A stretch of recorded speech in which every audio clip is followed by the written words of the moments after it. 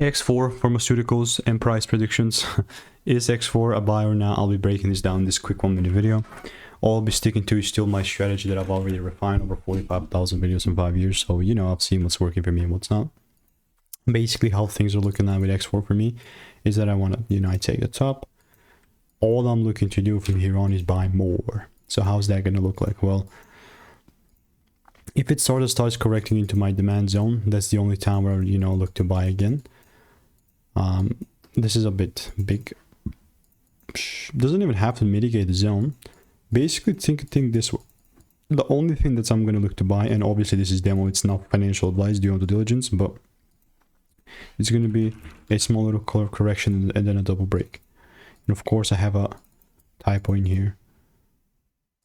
But yeah, if this doesn't happen, doesn't give me rules, then there's just obviously no way that I will look to buy. And X4 will be above 3 receipts in the Discord of seeing what's working for me and what's not. So stay tuned, and if you want to get free money making emails and insights, click the first link in the description, and I'll see you in the next one. Goodbye.